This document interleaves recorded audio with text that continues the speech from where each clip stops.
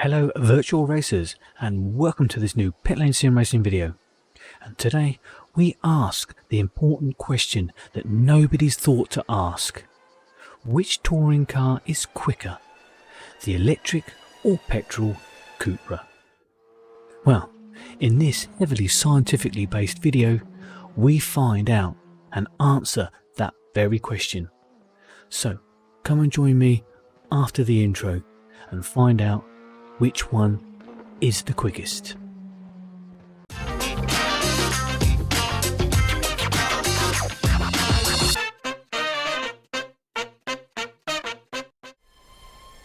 So here we are at Motorland in the all-electric Cupra touring car for a quick lap. And the very first thing that strikes you from turn 1 is the weight. This car carries so much more weight than a conventional touring car, and you can feel that when you're trying to turn in. Has a lot of inherent understeer, so the apex speed has to be a lot lower,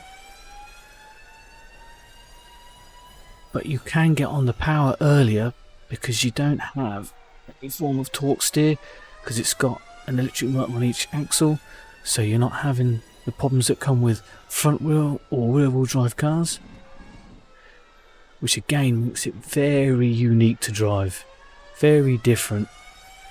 Right, here we go. This is where the weight really struggles.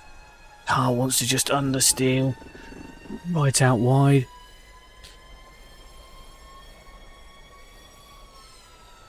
Under heavy braking, just try and chuck it in, get on the power early.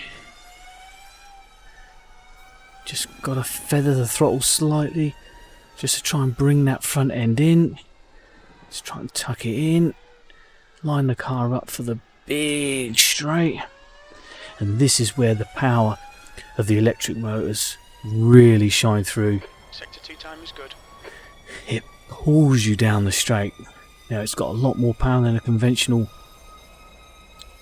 petrol touring car, but of course you have to be so much more careful in the corners, trying to manoeuvre all the weight.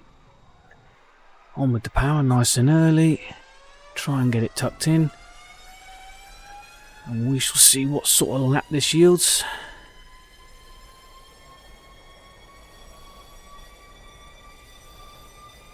That was a 202.2. Sector 3 There time we is go, fast. look. 202.156. Okay, we'll make a note of that time. We'll then jump into the 2020 Cupra touring car, and let's see how much quicker or slower a conventional petrol touring car is. Right, I'll see you after the break.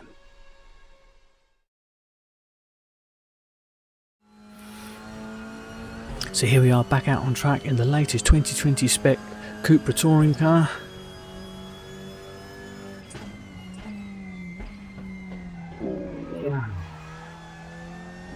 Straight away, apart from that glorious engine note, we can feel how much lighter this car is and how much more nimble it is.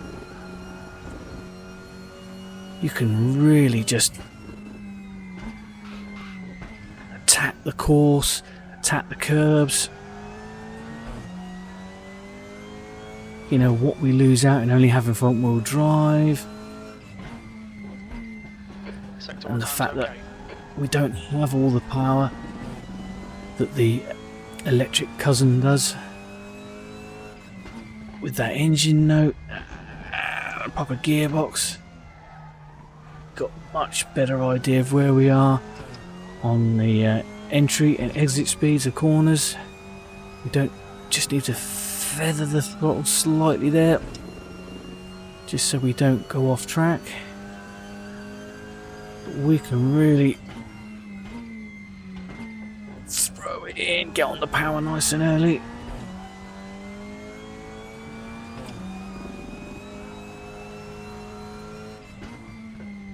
See, it feels fast.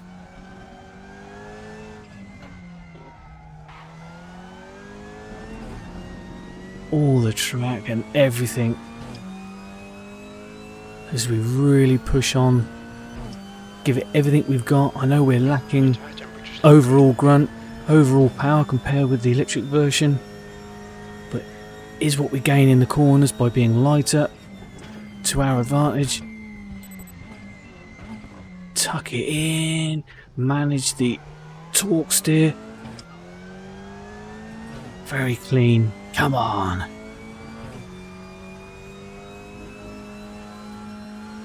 Okay, we're going to cross the line and we'll see what this petrol touring car can do lap time wise. Time was at 2:10.31. Sector 3 time is fast. Well, that's a little bit surprising. It's a lot bigger than I thought it was going to be. So we've got 210. We were just over 202 in the electric. So it doesn't really matter how poorly a touring car handles through the twisty stuff.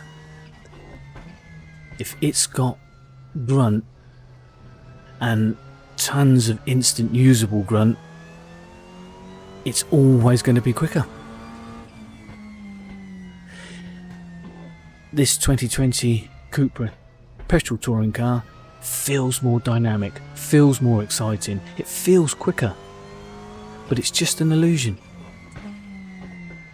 The heavy, hard to throw about electric touring car